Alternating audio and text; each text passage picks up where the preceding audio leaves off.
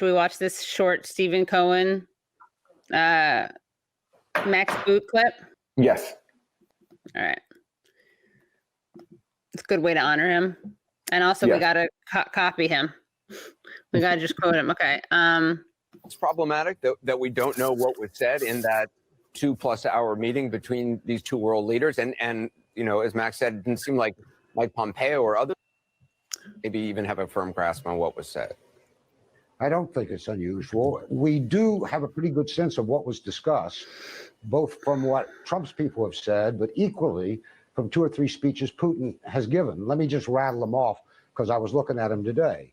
They discussed trying to avoid a new nuclear race by keeping alive 2 treaties that exist. They talked about in Syria, including securing Israeli borders from Iranian forces. That would be very important to Americans, I think. They talked about the possibility of a joint alliance against terrorists who are in pursuit of weapons of mass destruction. They talked about doing more business, which doesn't make much sense because of the sanctions. And they talked in some way about the United States becoming more involved in the Minsk agreement, which is the only agreement we have to resolve the Ukrainian crisis. But how do you know that's what they actually talked about? Those are good things. You have to take Putin's word for this. This is what they talked about. The Russian side has said. Right. So you're going on the side. You're believing Vladimir Putin on this. Well, I don't want to shock you, but I believe Vladimir Putin on several things. But the point is this has been confirmed by a number of Trump's people. Trump himself made some statements. We discussed this. It hasn't really been confirmed. I mean, he doesn't talk like a normal diplomat. What President Trump actually said to Vladimir Putin is only known to Vladimir Putin and to President Trump.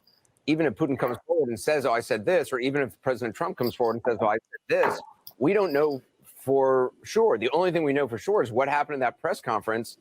Did what happened in that press conference concern you at all, Stephen? Well, let me give you an example. I, being older than both of you, maybe you don't remember. In early 1986, President Ronald Reagan met alone with then Soviet leader Gorbachev for, I think, about 2.5 hours. And everybody was very upset about it because Reagan was getting older in years, and people were worried. When the guys came out, Reagan and Gorbachev, they said, "We've decided to abolish nuclear weapons." And aides on both sides said, "You can't do that," just like that. So they backed off. But what happened 1 year later? Reagan and Gorbachev abolished a whole category of nuclear weapons, the intermediate range. So good things got done, and nobody else knew except the 2 translators what was said in there. So there's precedent. President Trump today talked about meeting with the Iranian president, Rouhani, with no preconditions. Does that surprise you? Would that be wise? It's not surprising to me at all, Anderson. In fact, I predicted it a week ago when Trump came out with that semi-deranged tweet in all capital letters threatening consequences the likes of which you've never seen before to Iran.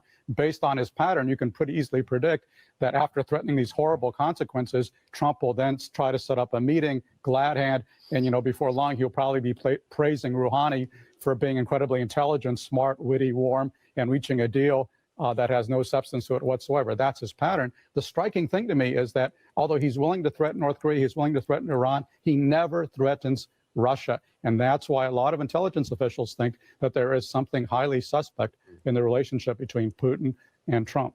I have no idea what Mr. Boot is talking about. He wants Trump to threaten Russia? Yeah, this is... Why would we threaten Russia? You've got 2 nuclear because they're attacking us. Russia is attacking us, Professor Cohen. Russia is attacking us right now, according to Trump's own director of national intelligence. Russia, I've been studying Russia for 45 years. I've lived in Russia and I've lived here. And you've been consistently an apologist for Russia in those 45 years. Russia hasn't... Excuse me, what did you say to me? I said you've been consistently an apologist for Russia in those last 45 years. All right, I don't do defamation of people. I do serious analysis of serious national security problems. When people like you call people like me, and not only me, but people more eminent than me, apologists for Russia, because we don't agree with your analysis, you are criminalizing diplomacy and détente, and you are the threat to American national security. End of story. Why do you have to defame somebody you don't agree with it? They used to do that in the old Soviet Union. We don't do that here. Well, we used to, but we need to stop it. So just finally, Stephen, you're saying Russia was not attacking the United States? I know what you're talking about. That during the 2016 election, Russia attacked the United States. Yes, I don't think they attacked the United States. Okay, and yet you just denied being an apologist for Russia. You're apologizing for Wait, you're not apologizing if it didn't happen. Well, you haven't let me finish. You don't know what I'm going to say. Please the go ahead. meddling began, Mr. Cooper, and the meddling began right after the Russian Revolution when Woodrow Wilson sent American troops to fight in the Russian Civil War against the communists. The meddling began on the Soviet and Russian, let me finish. On the meddling side, when the communists formed the Communist International, 1919. Ever since then, Moscow's meddled in our politics. We have meddled in theirs. This is low-level stuff, what went on. It is not an attack. It is not 9/11. It is not Pearl Harbor. It is not Russian paratroopers descending on Washington. This kind of hyperbole, an attack on America, suggests we need to attack Russia. So you've got Mr. Boot saying that Trump should threaten Russia with what? Does he want to attack? Try sanctions. You know what I think? All right, that was amazing.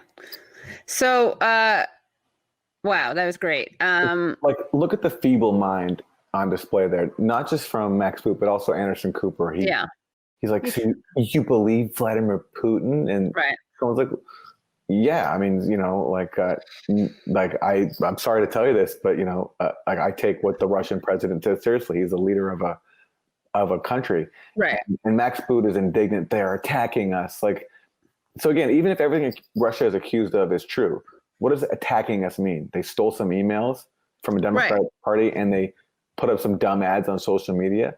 But the American imperial mind is so feeble, and you have to be when you're an imperialist, when you derive your meaning and your existence from actually stomping on everyone else's neck around the world, that you're so feeble and weak-brained that even if a country, you know, all they're doing is stealing some emails and putting up some ads on social media, as opposed to our country bombing other governments, regime change, sanctions, all this stuff, all of a sudden what they're doing is deemed an attack on us.